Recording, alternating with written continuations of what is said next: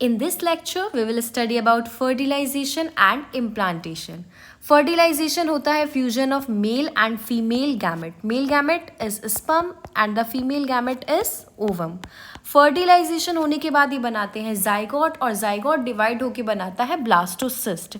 अभी इसी blastocyst का अटैचमेंट होता है या हम कह सकते हैं फिक्सेशन होता है यूट्रस की वॉल में और इसी प्रोसेस को हम बोलते हैं इम्प्लांटेशन. कॉपुलेशन या कॉइटस के टाइम पर सीमन रिलीज होता है by the male external genitalia that is the penis into the vagina of the female और इसी प्रोसेस को हम बोलते हैं इंसेमिनेशन. सेमन बना होता है स्पर्म और सेमिनल प्लाज्मा का और इसके अंदर 200 to 300 मिलियन स्पर्म्स प्रेजेंट होते हैं. अभी ये स्पर्म्स ट्रेवल करते हैं फीमेल के रिप्रोडक्टिव ट्रैक्ट में और इसमें से सिर्फ 200 to 300 स्पर्म्स एग तक पहुंच पाते हैं या ओवम तक पहुंच पाते हैं. और फर्टिलाइजेशन के लिए इस ओवम का और स्पर्म का दोनों का एम्प्यूला वाले रीजन में प्रेजेंट होना ज़रूरी है. ठीक है, स्पर्म के पास टेल होती है जो इसको स्विम करने में हेल्प करती है फीमेल के रिप्रोडक्टिव ट्रैक्ट में और we can say fallopian tubes के थ्रू. ऑल्सो ओवम जो ओवेरी से रिलीज होता है ये भी एम्प्यूलरी रीजन में ट्रांसपोर्ट होता है फर्टिलाइजेशन के लिए. यहाँ पर फैलोपियन ट्यूब्स के पास सीलिएटेड कॉलुमनर एपिथेलियन टिश्यू होता है जो ओवा के या एग के मूवमेंट में उसको हेल्प करता है. प्लस यहाँ पर पेरिस्टल्टिक मूवमेंट्स भी ओविडक्ट में होते हैं. ठीक है, अभी यहाँ पे क्वेश्चन है why not all copulation lead to fertilization and pregnancy. So the answer is fertilization होने के लिए दोनों ही गैमेट्स को एक साथ एम्प्यूलरी रीजन में फैलोपियन ट्यूब के प्रेजेंट होना ज़रूरी है. Okay, next is the fertilization showing ovum surrounded by sperms.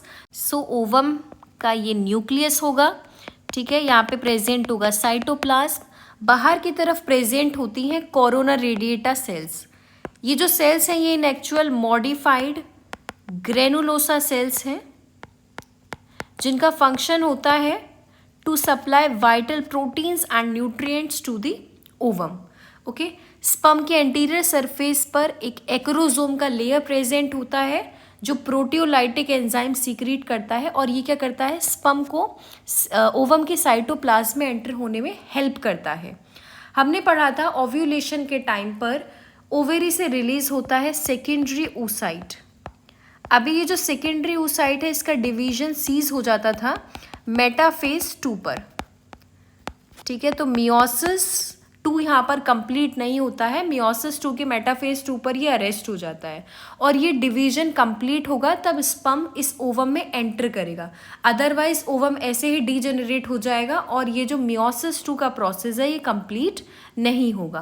Okay, so it induces the completion of meiotic division of the secondary oocyte. इसके बाद फॉर्मेशन होता है एक सेकेंड पोलर बॉडी और हेप्लॉइड ooted का.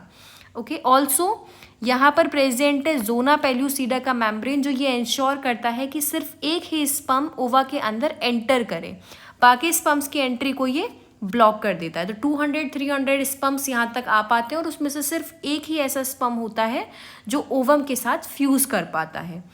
आप देखोगे ओवम और जोना पेल्यूसिडा के बीच में एक पिंक कलर का लेयर प्रेजेंट है जिसको बोलते हैं perivitelline space. So it is the space between zona pellucida and the cell membrane.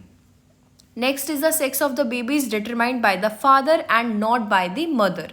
Humans के अंदर टोटल 46 क्रोमोसोम्स होते हैं और इसमें से 44 होते हैं autosomes, rest 2 are sex chromosomes. So male के अंदर प्रेजेंट होते हैं एक्स वाई सेक्स क्रोमोसोम और फीमेल के अंदर होते हैं X X. So male is heterogametic यानी कि 2 अलग तरह के गैमेट्स इसके अंदर प्रेजेंट होंगे and the female is homogametic. और सेक्स डिटर्मिनेशन उस पर डिपेंड करता है जो हेट्रोगैमेटिक होता है. ठीक है, क्योंकि वो उसके पास अलग अलग तरह के गैमेट्स प्रेजेंट है. सो ह्यूमंस में भी जो सेक्स डिटर्मिनेशन है वो डिपेंड करता है फादर पर ना कि मदर पर.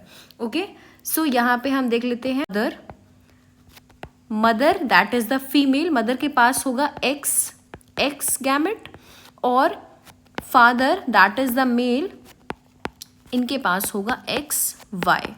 तो क्रॉस करा लेते हैं यहाँ पे मदर का एक्स तब फ्यूज करेगा फादर के एक्स के साथ तो फॉर्मेशन होगा एक्स एक्स का। उसी तरह से मदर का एक्स तब फ्यूज करेगा फादर के वाई के साथ तो फॉर्मेशन होगा एक्स वाई का। सेम बचे हुए क्रोमोसोम्स के साथ भी हम क्रॉस कराएंगे। सो यहाँ पर फॉर्मेशन हो जाएगा एक्स वाई का। So X X will be the girl child and X Y will be the boy child. So यहाँ पर रेशो आती है 1 गर्ल रेशो 1 बॉय।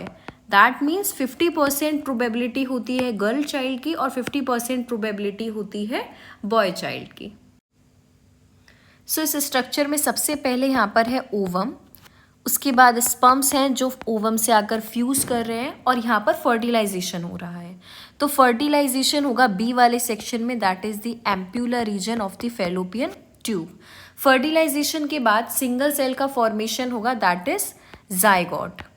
और ये single cell after almost 15 hours divide करेगी माइटोटिकली, जिस प्रोसेस को हम बोलते हैं क्लीवेज।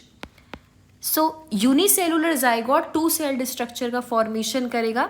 अभी ये 2 सेल्स माइटोटिकली अगेन डिवाइड करेंगी और फॉर्मेशन कर देंगी 4 सेल स्ट्रक्चर का। ये 4 सेल स्ट्रक्चर डिवाइड करके बनाएगा 8 सेल्ड स्ट्रक्चर।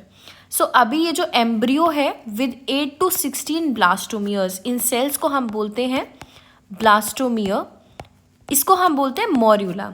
अभी 8 सेल्ड वाला जो स्ट्रक्चर होगा, देखो 1 2 3 4 5 6 7 8, इसको हम बोलेंगे अर्ली मॉर्यूला। और 16 ब्लास्टोमियर्स वाला जो स्ट्रक्चर होता है इसको हम बोलते हैं लेट मॉर्यूला। तो इस स्ट्रक्चर में आप देखोगे जो ई वाला सेक्शन है यहाँ पर बन रहा है अर्ली मॉर्यूला और एफ वाले पार्ट पर बन रहा है लेट मॉर्यूला।